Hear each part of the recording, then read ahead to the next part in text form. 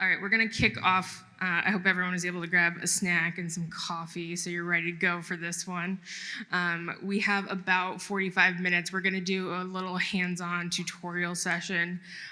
We're going to go from 0 to Atlas with the command line interface. So we have one of our very own Mongo software engineers here with us, came all the way from Dublin to say hi. We have Andrea Angelillo. Was I close? Correct. I was yeah, I've been practicing. Okay, so I'm gonna pass it off to him. He's gonna walk you through some stuff. Okay, so thank you everyone for coming here today. So I'm Andrea Angelillo. I'm part of the API experience team at MongoDB in Dublin. So if you are wondering what the API experience does, we work on tools that makes life easier for developers. So today I'm going to show you how you can use one of these tools. But before starting, I just want to have an idea of how many of you are familiar with CLI or command line interface. So can you raise your hand if you use a CLI before? Okay, great. I see some of my team here in the audience. So if you are not familiar with CLI, don't worry. This tutorial is from beginners, so I'm going to explain every single command that I'm going to use in my terminal. So with that, we can start. So the first thing that I'm going to answer is, what is Atlas? Atlas is the fastest way that you have to manage MongoDB databases on public cloud providers, such as Google Cloud, Azure, or AWS. But what makes Atlas so fast, right? So Atlas removes all the complex operation involved in maintaining and managing MongoDB databases on the cloud, so that you can focus yourself on developing your application. Atlas has built-in expertise guidance to help you grow and scale your MongoDB deployments. Atlas is secure by default, which means that you don't have to worry about enabling authentication authorization. Everything is enabled for you by default. And finally, Atlas helps you back up your data, monitoring your MongoDB databases. So how many of you are familiar with Atlas? Can you raise your hand if you are familiar with Atlas? Okay, great. So if you are familiar with Atlas, this is the Atlas UI. So this is an Atlas project where we are managing one MongoDB database. I want to be honest with you. The main reason why I came here from the admin is that I really don't like UIs. I like the Atlas UI, by the way, but still, when UI are great, right, when you get started with a new tool. But when you do the same operation over and over again, you start thinking about a better way of doing this. Is there a better way of doing this? And the answer is yes. There is MongoDB Atlas CLI. By the way, I really love Formula One, so I use this team for all the presentation. MongoDB Atlas CLI is a command line interface that allows you to perform all the operations that you are currently doing inside the Atlas UI, but inside your terminal. This means that you can perform several different operations with one single command. You can also create script and run it wherever you want, without the need to be in front of your laptop. So this is an example of what Atlas CLI is on your terminal. So this is an example of how the output from Atlas CLI looks like on your terminal. So for the one of you that are not familiar with CLI, this is what Atlas CLI will do on your terminal, I suppose. So we can start with a small pre-race checklist. So if you want to use Atlas CLI, the first step is to try to install this tool. Now, there are different ways of installing Atlas CLI depending on your operation systems. In this case, for this tutorial, I'm using a Macintosh. So for Mac user, we provide Homebrew, so you can install Atlas CLI with Homebrew. But there are also different ways of installing Atlas CLI depending on your operation system. So you can also install Atlas CLI with yum or apt-get. If you are a Windows user, we also provide the MCI. So I suggest you to check out the documentation. You can install Atlas CLI. So with that said, let's try to install MongoDB Atlas CLI. So this is my terminal. If you have Homebrew installed on your machine, you just need to type brew install MongoDB Atlas CLI. So in my case, I already installed Atlas CLI, so I'm going to get probably a warning message saying Atlas CLI is already there. But this should install Atlas CLI for you. This might take a few seconds, so don't worry about all the error there. They are fine. OK, so the latest version of MongoDB Atlas CLI is the version 1.1.2. So as soon as you run this command, you will get this latest version. OK, so once you have installed Atlas CLI, you can check if the installation was successful by running Atlas. If you run Atlas, you will see this response in the terminal.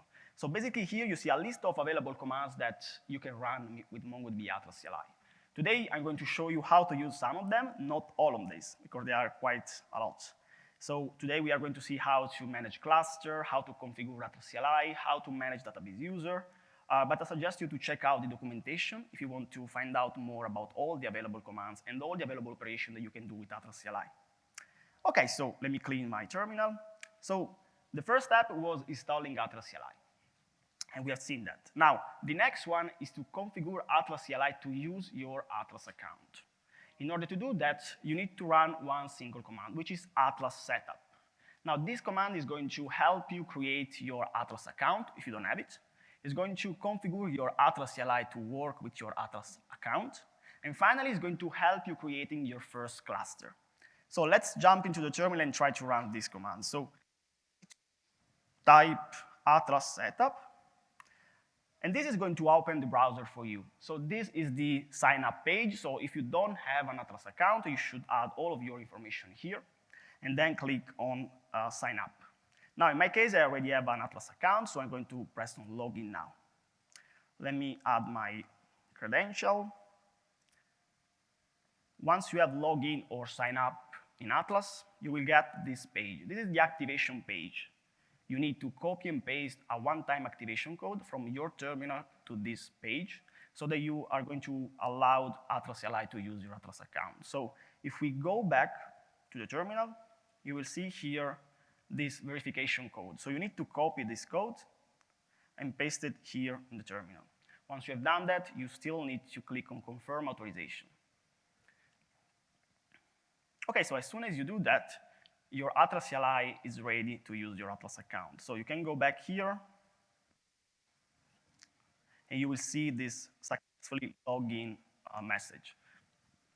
So now that we have configured Atlas CLI to use Atlas account, the next step is all about the first cluster. Now, Atlas setup asks you if you are OK with all of these default settings. So the cluster name is going to be this auto-generated cluster. Is going to create this cluster in the provider AWS in the US East 1 region. It's going to create a database user for you. Now, you might wonder why I need a database user. If you remember what I said before, Atlas is secure by default, which means that authentication and authorization are always enabled in your brand new cluster.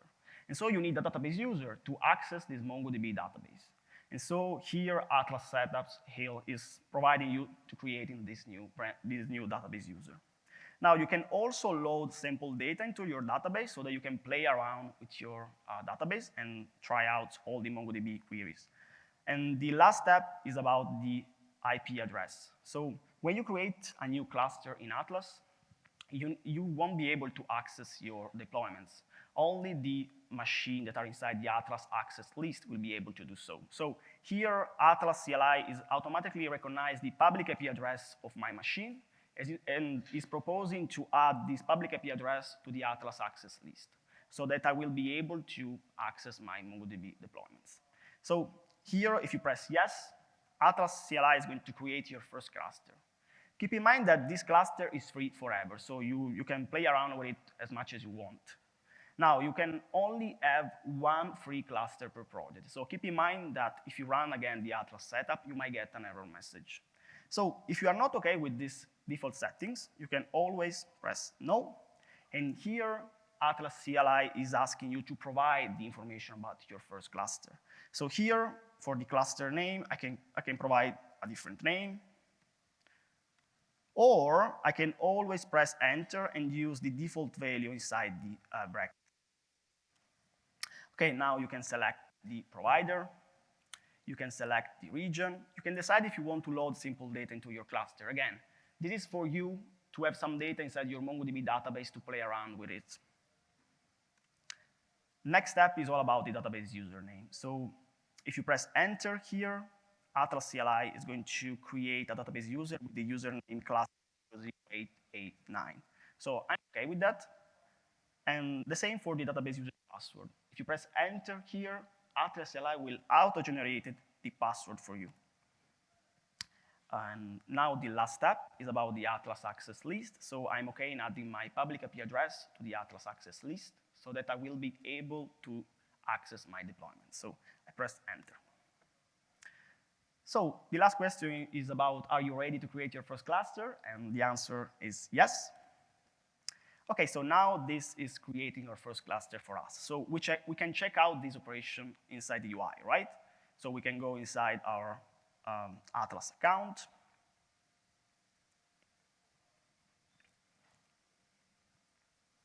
Okay, you see here my brand new cluster, cluster N0. Now, I want to show you all the different operations that you will need to do inside to get the state. So you first need to click on the Create button on the right side. You need to select your provider. You need to select your region. You need to select the cluster tier. You also need to select additional settings if you want, such as the MongoDB version, the backup, if you want backup enabled, if you want a shard cluster or a replica set, and also other more configuration options, such as TLS, the TLS. So as default, TLS is enabled for your cluster, but here you can select which version you want. So other options allow server-side JavaScript. So here you need to provide cluster name, and then you can press Create Cluster. Now, once you have created this cluster, you still need to create a database user. So you need to go inside the database access here, add a new database user. Here you can select the authentication method, password certificate, or AWS IAM, provide the username and password, and then associate to your database user a role. Once you have made all of these decisions, you can press on Add User. Then the next step is about the Atlas access list, right? So you need to go inside the network access. You still need to click on Add IP address. Here, you can add your public IP address and press on Confirm. I hope you have an idea of how many steps you do to get your first cluster up and running. Now, let me go back to the terminal. So the creation phase has been completed. So the next step is about accessing your MongoDB database. If you press yes here, Atlas Cli will call MongoDB shell so that you will be able to access your MongoDB database and query your data. So if you press yes, this will automatically go inside my brand new database. So I can run this, and you will see here that my MongoDB database has an admin and local DBs. So let me exit. So I want to show you another way of using the Atlas setup command, which is my favorite one. So when you type Atlas setup, there is always the help flag available for you. So for every single Atlas CLI command, we provide the help flag, which gives you some information about how you can use the command without the need to go to the documentation. So if you press enter here, you will get quite a lot of information. So let me decrease here. So the first two lines are about a description about your commands. Then we have the usage, we have some examples, and we have a list of flags available. If you are not familiar with flags, they allow you to provide information to the CLI, but they also allow you to change the behavior of a particular command. For example, here you can provide the cluster name information using the cluster name flag. Or you can change the behavior of the Atlas setup command with the force flag. Here, if you specify this flag, Atlas CLI will skip asking for confirmation message before proceeding with the requested actions. So if we change this command with the force flag, this is going to create our brand new cluster with all the default settings without asking for confirmation. Now, if you remember what I said before, you can only have one free cluster per project. So if I run now this command, I will get an error. So you need to change the tier here. So you can provide this information with the tier flag. Then we can also change the cluster name and call this cluster M10. Now if you press enter here, you will see that Atlas CLI is already creating our brand new cluster for us. So again, if we go back to the UI, you will see now this new cluster 0 that is in states creating.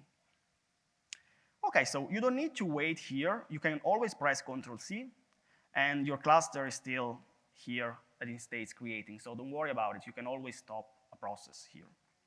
Okay, so we are in the checklist, so we have seen how to install Atlas CLI.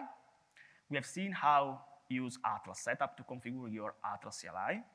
And the next step, there are no next steps. So you have everything that you need to start using Atlas CLI. Okay, so let me summarize what we have seen with the Atlas Setup. So Atlas Setup helps you sign up for your Atlas account if you don't have it. It also helps you to configure your Atlas CLI with your Atlas account. This has been done by copy and paste a one-time activation code from the terminal into the browser.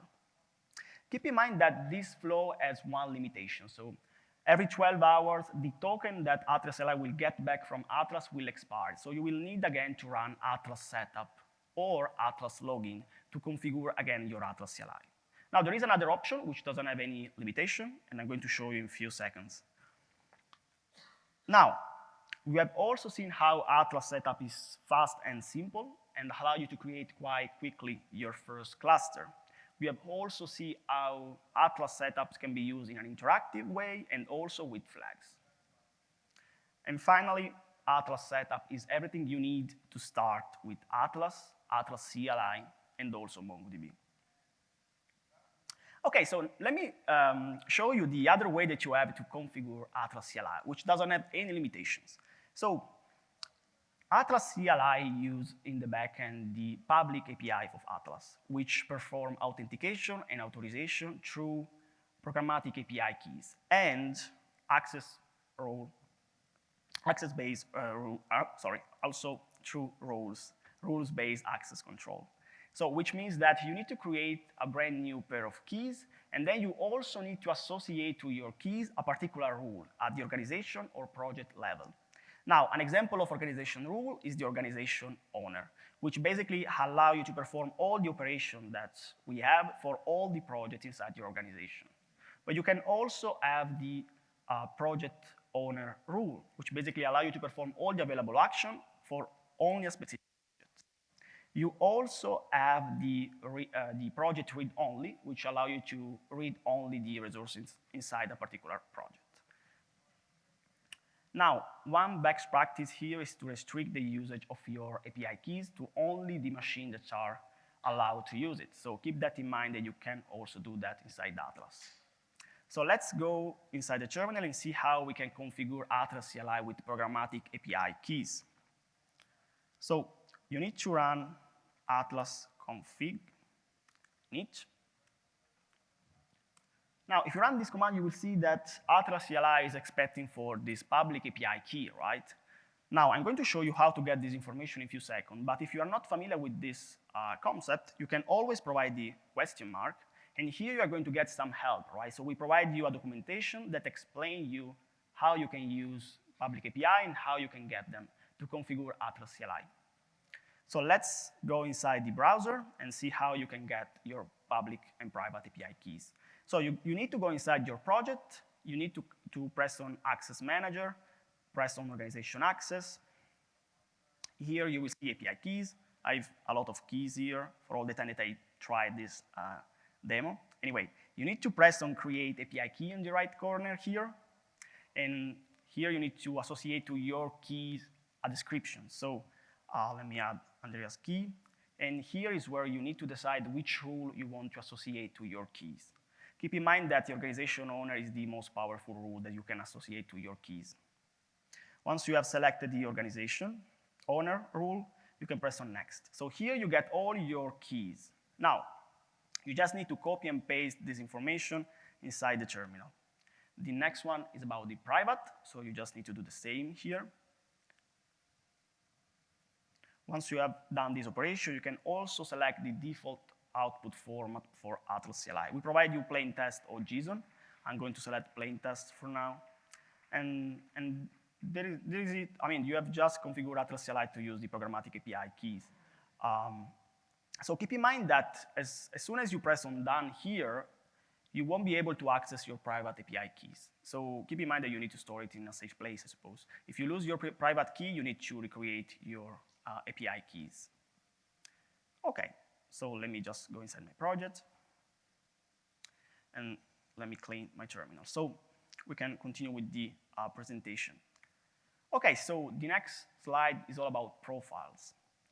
First of all, what is a profile? So when you run for the first time Atlas config init or Atlas setup, Atlas CLI create what we call a profile, which contains all the configuration needed by Atlas CLI to talk with your Atlas account.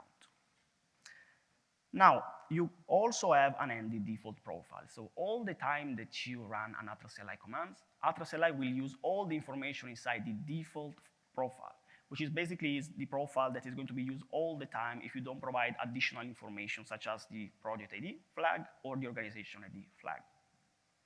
Now, you can also have different profiles, and you can always change the information inside all the profiles. You can run the Atlas config init, and you can provide the profile flag to create a new profile. You can do the same with the Atlas setup as well if you want to create a new one. If you don't provide the profile flag, Atlas CLI will use the default profile all the time. Now, the default profile contains two information which are quite important, the default organization and default project. So the first time that you run Atlas setup, if you only have one organization and one project in your Atlas account, Atlas CLI will automatically use those two information for the default profile. So that particular organization is going to be your default, and also that particular project is going to be your default project. Now, if you have multiple organizations, multiple projects, all the time that you run Atlas setup or Atlas config init, you will need to decide which organization and which project you want to use as default. And finally, Atlas CLI fully supports MongoDB shell, as we have seen with the Atlas setup, so you can also query your data inside your MongoDB database. Okay, so we have seen how to install Atlas CLI, we've seen how to configure Atlas CLI, and how to create your first cluster. The next part is all about more advanced commands. So we will see how to manage cluster, how to manage database user, how to manage access list. We will see also how to manage projects and also how to download MongoDB logs. Now, Atlas setup creates for you your first cluster, which is a free cluster, is what we call M0. Now, this machine is not powerful. You might have the need to a more powerful machine. You might want to use that database with your application, right? And so for all of this scenario, we provide a Atlas cluster create command. Here you can create and provide additional information for your cluster, such as enabling backup, the MongoDB version, the member of your replica set, the type. You can also decide to have a shard cluster instead of a replica set. So for all of these different scenarios, we provide the Atlas cluster create command. Now, you can use this command in two ways, and I'm going to show you in a few seconds how you can do that. But you can also list your cluster, update, describe, on delete from your terminal. But you can also do much more. So let me show you in the terminal how you can do that. So you just need to type Atlas cluster. Here you can provide the help flag if you want to see all the available commands under cluster. Now here you see we have list, describe, create, update, start, delete, load simple data. You can manage indexes on live archives and the connection string as well. Now I'm not going to show you all of these commands. I'm going to show you probably only the most used. So let's start with the easiest one, which is Atlas cluster list or ls. So this print all the cluster inside your project. Okay, so we've seen here how to list all the clusters, so let's try to create a new cluster. Now, I don't remember how to use these commands, so again, I will provide the help flag. So here again, we get a description of what this command does. We create also the usage. So Atlas cluster create takes the cluster name in input and also some flags. We also have some examples here on how to use this command, and then a list of flags. So you can check out inside the MongoDB, inside the number of members, and much more. So I'm not going through all these flags, but check out the documentation if you are curious to see all the different things that you can do with Atlas cluster create. Now let me create one. So let me copy and paste one example here. And let's focus on this. So here we are selecting disk size gigabits. So we are saying that we want to create a new cluster, and the machine must have the storage of 10 gigabits. We're going to use the MongoDB version 5.0. The tier is going to be an M10, so keep in mind that this is not free, so this is not a free cluster, so if you run this command, you are going to be charged for it. We are going to create a 3-member replica set. We're going to use the region US East 1, provider AWS. And here you see that we have the project ID. Now, if you use this flag, basically you are creating a new cluster for that specific project. If you don't provide this flag here, you are going to create this cluster inside your default project. So I'm okay with that, so I only have one project, which is my default one, so I don't need to provide the project ID flag. And here, you need to provide the cluster name. Once you have done that, you can press text, you can press enter, and you will see now that this message. So the operation was successful. So we can test this in 2 ways. We can run again Atlas cluster list, and you will see a new cluster, which is this one here, in states creating. You can also go inside the UI if you don't believe Atlas CLI, and you will see here that this cluster is state creating as well.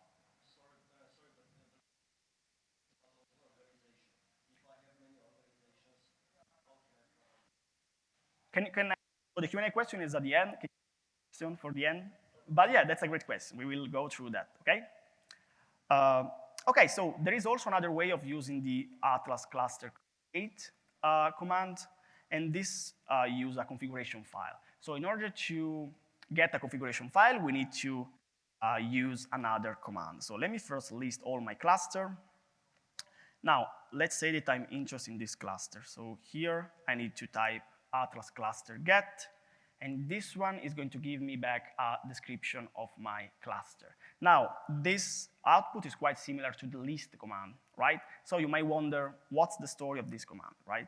So here you can provide the output flag and decide to use JSON. So if you run this command with the output flag, you will be able to get a JSON representation of the cluster. Now, instead of printing this representation inside your terminal, you can decide to store it inside the JSON file. So let me show you how you can do that. So here I'm just saying, I want to retrieve a JSON representation of my cluster called cluster test, and I want to store this representation inside the cluster test.json file. So if I press enter here, you see that I'm not getting any response, right? Because the response was stored inside my JSON file. So if I run this, oh, sorry, yeah. Okay, you see now that I get the JSON representation. So this is what we call a configuration file. So you can reuse this configuration file to create new clusters. So let me show you how you can do that. You need to provide a cluster name. And then you need to use the file flag. So here, we are basically creating a new cluster starting from an existing one. So again, how can we check that this operation was successful? Atlas cluster list. We'll see now that we have our brand new cluster here as well. So the next command that I'm going to show you about the cluster is how you can delete a cluster. So it's quite easy. You just need to type Atlas cluster delete and provide the cluster name. Now, if you run the command in this way, we will ask you for a confirmation message. There is also a different way of running this command, which is using the force flag. So we are not going to ask you for a confirmation. So, okay, I have some problem with my internet. So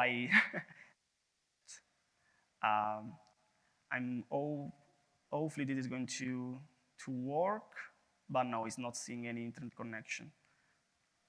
But anyway, this should have deleted my cluster. So one thing to keep in mind is that use Atlas CLI only if you have an up and running.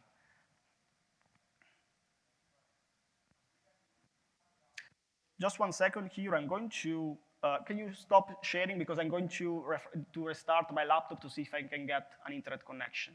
Because I'm not getting any internet connection, so I can use the command, okay? Yeah, if you can just stop 1 second. Should restart my laptop 1 second. Sorry for this problem.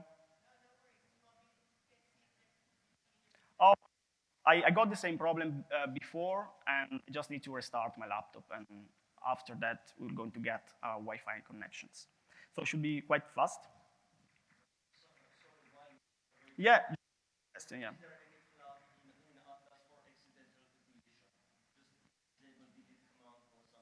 No, no, you won't run the Atlas CLI with the force flag, so we are going to ask you for a confirmation, right? So that is the only way. Can you repeat the previous question that you have?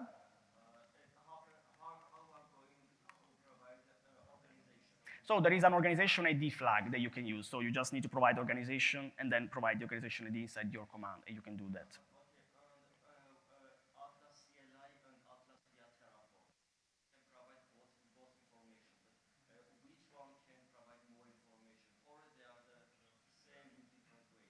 So there are two different tools, right, that you should use in two different scenarios, right? So Terraform is just more like infrastructure as a code, so you use that to manage your infrastructure. Atlas CLI is more for managing your MongoDB Atlas account, right? So in terms of which one give you more information, I'm not sure here, but I can check out and see later if you want, okay?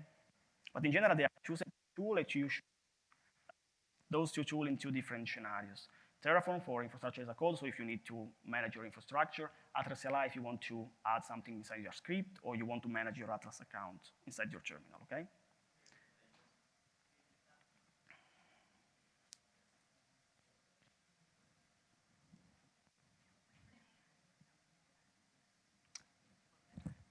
Yeah, yeah, yeah.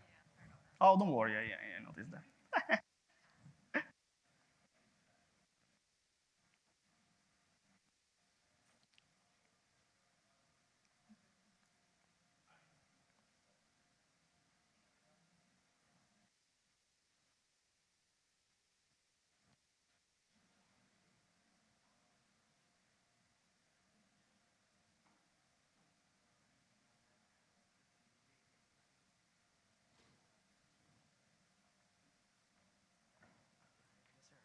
Yeah. Yes, I'm using my laptop. Oh, sorry. But now the internet connection is short, so that was the problem before, so now should be fine.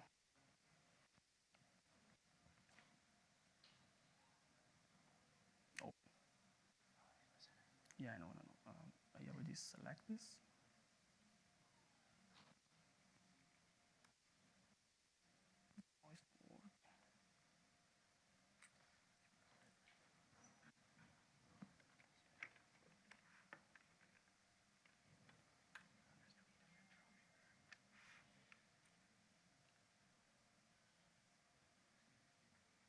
Okay, if it's not working, I can do the presentation without the internet.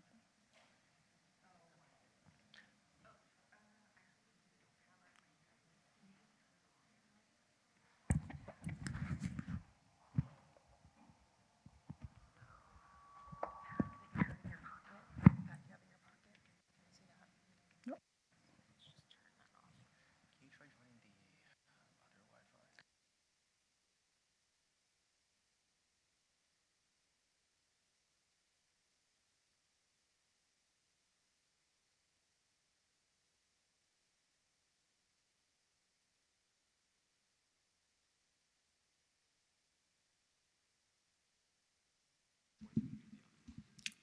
Thanks for bearing with us, guys. We're having some Wi-Fi issues. Too many people on the Wi-Fi. Give us 1 second. No, I'm not using the same Wi-Fi.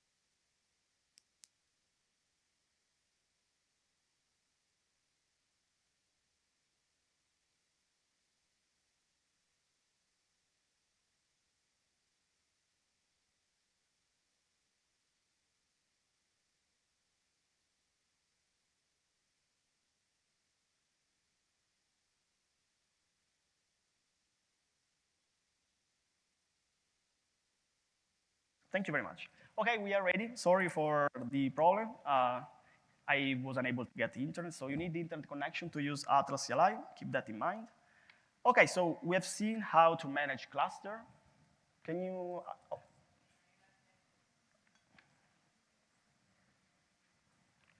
yeah, sorry. That's on me.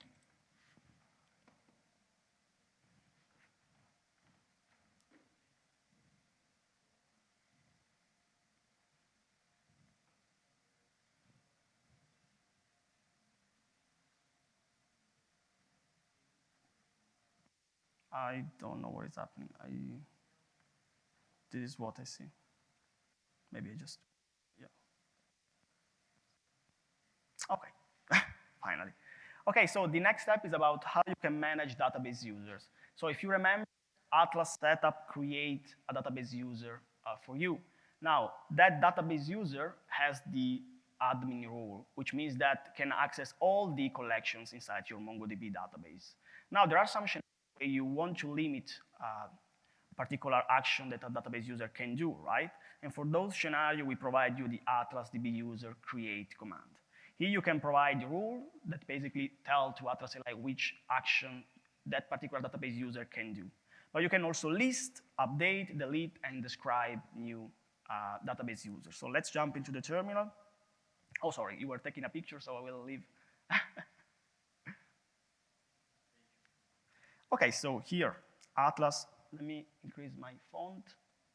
Atlas DB user. So let's start with the easiest one, which is list. So this lists all your database user, in my case, in my default project. Now let's try to create a new database user. Again, I don't remember how to use this command, so I will provide the help flag. So we get a small description of the command. We also get the usage, so the Atlas DB user create, use some flags.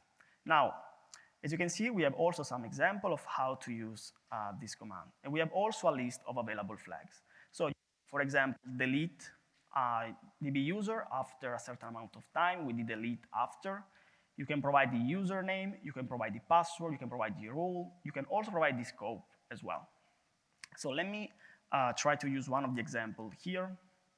We can discuss that a little bit more. So again, we don't need to provide the project ID if we want to create the database user in your default project. Then we have the role. Basically, this is going to associate to your database user a specific set of action that that particular database user will be able to do. We have the username, so I'm going to call this username Andrea. And now we are not providing the password for this database user. So if you press enter, Atlas CLI will ask us to provide this information. So once you provide this information, Atlas CLI will create your database user. Again, we can test that this operation was indeed successful by running the Atlas DB user list.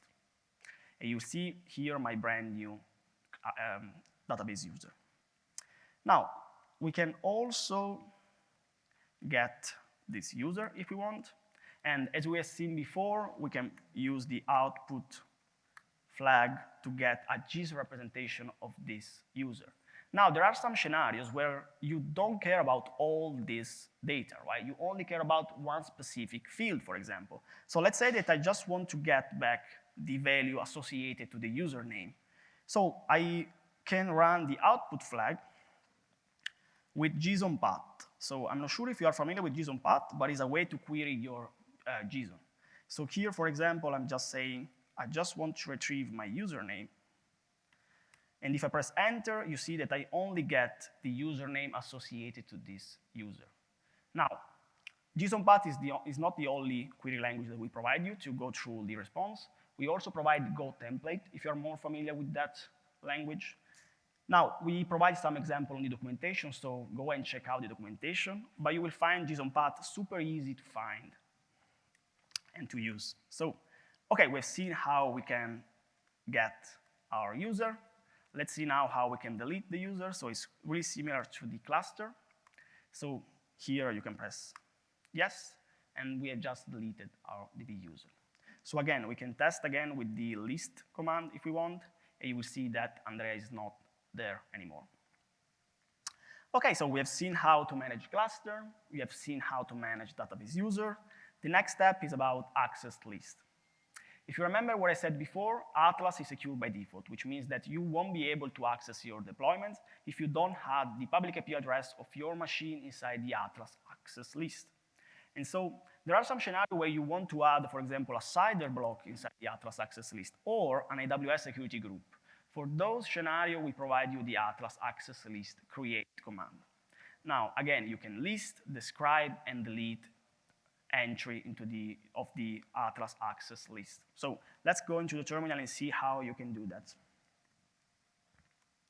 So you need to run Atlas access list. Here, again, if you want to see all the available commands under access list, you will need to provide the help flag. You see the describe, the list, the create, and the delete.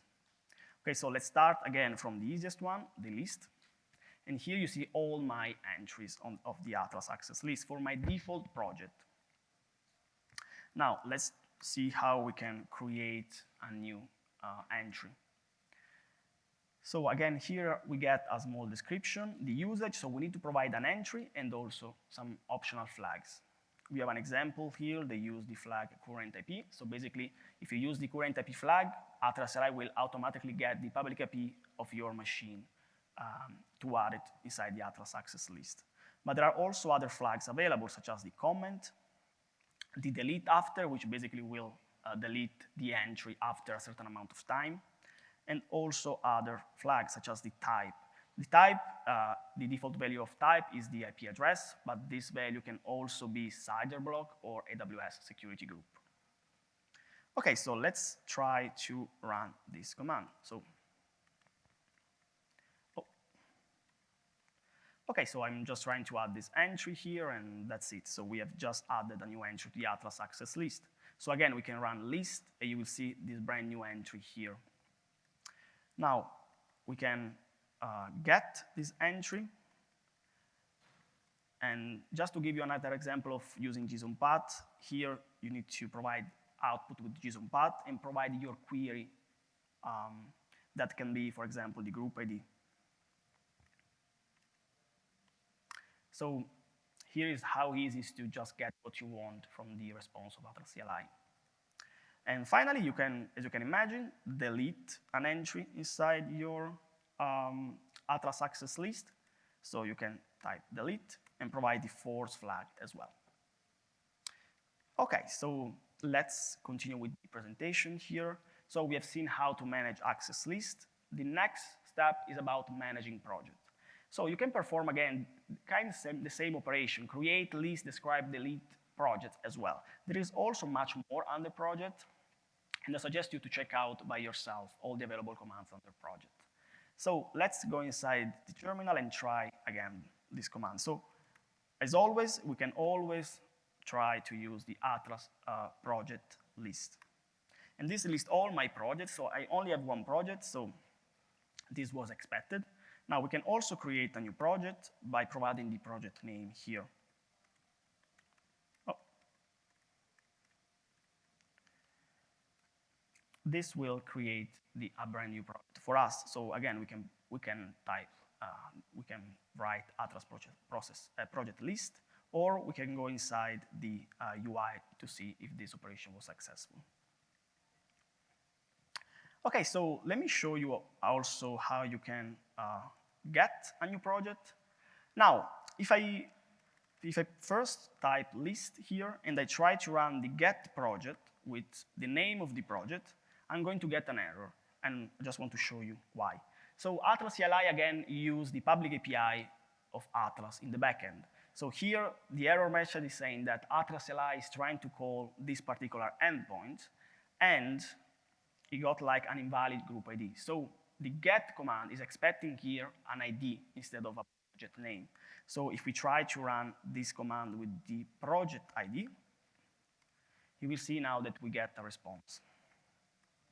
And this is the same also for the delete command. You need to provide the project ID.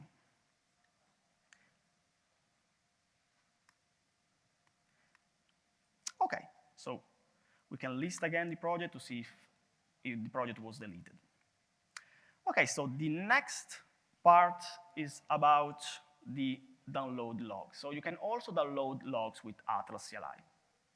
Now, in order to download MongoDB logs, you first need to understand which host you care about, right? And so the Atlas process list lists all the hosts that are running MongoDB database for you. Once you have decided which host you care about, you will use that information for the Atlas logs download command. So let me show you how you can do that. So first, Atlas process list. And this lists all the processes that are running MongoDB databases. Now, if we run Atlas DB user download with the help flag, this will help us. Oh, it's not DB user, sorry, it's logs. Okay, so this will give us some information about how to use the log command. So let me first clean and run it again. So here we need to provide the host name and also the type of MongoDB logs that we want to download.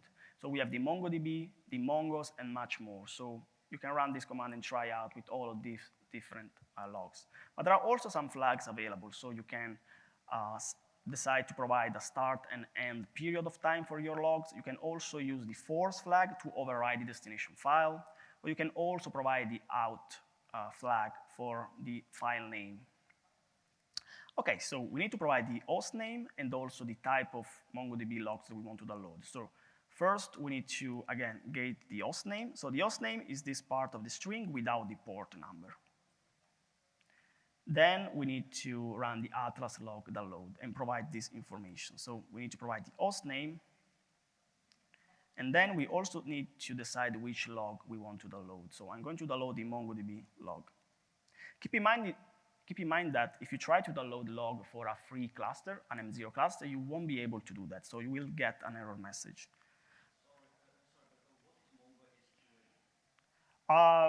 You can check out the documentation to see.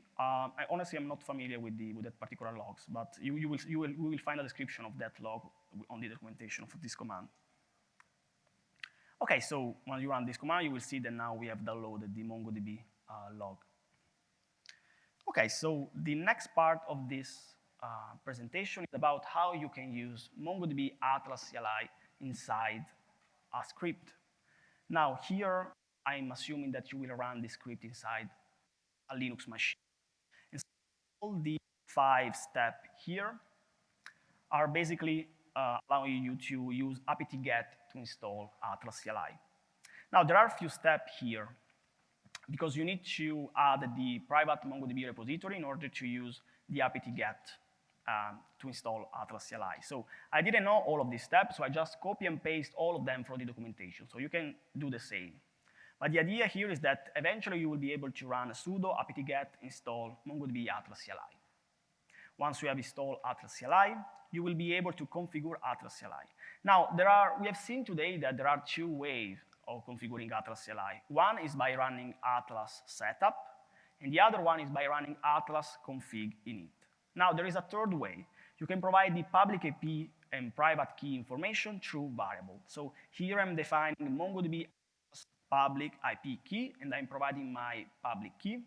Then I'm also providing the MongoDB Atlas private API key and providing the private key. Now, you also need to provide the default organization and default project, right? So here I'm just creating this variable that stores the organization ID.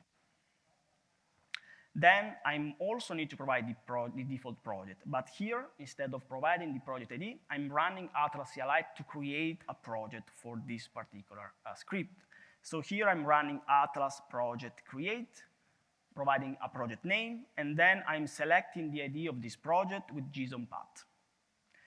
This line will store the project ID of the project I just created inside the variable MongoDB Atlas project ID. The next step is about creating the cluster.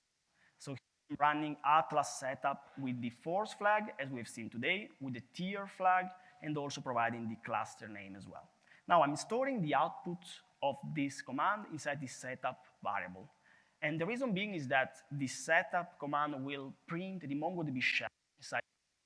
So I need that information to connect with MongoDB shell.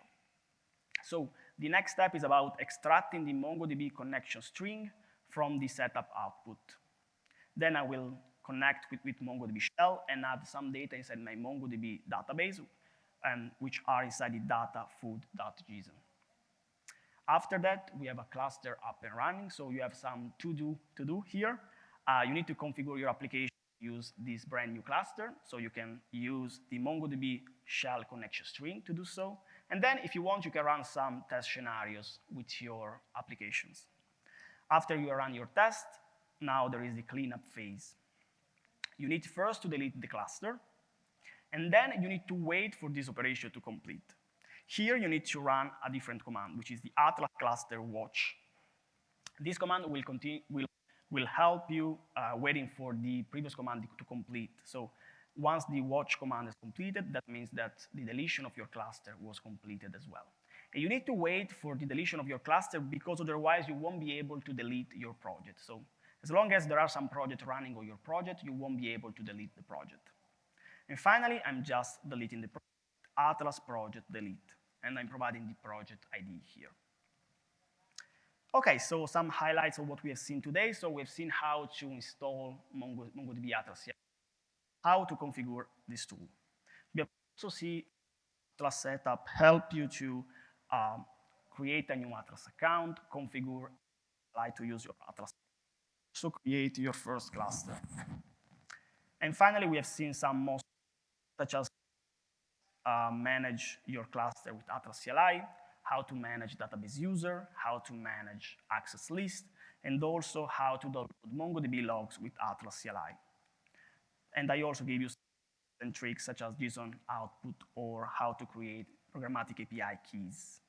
Now, before leaving you, I just want to give you some more information about Atlas CLI. Any feedback about this tool, you can check out our website, feedback.mongodb.com, provide feedback about this tool. We also have a public documentation, so you can access our documentation if you need any help.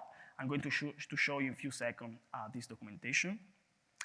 And finally, Atlas CLI is an open source GitHub repository. So if you want, if you find an issue, you can create a new issue inside the GitHub repository, or you can create a new PR and help us improve this product. So before finish this tutorial, I just want to show you the documentation. So here, if you need any help in installing this tool, you can press on install the Atlas CLI, or left side, install or update the Atlas CLI.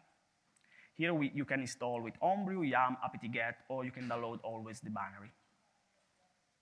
And that's all. Thank you very much for joining this tutorial.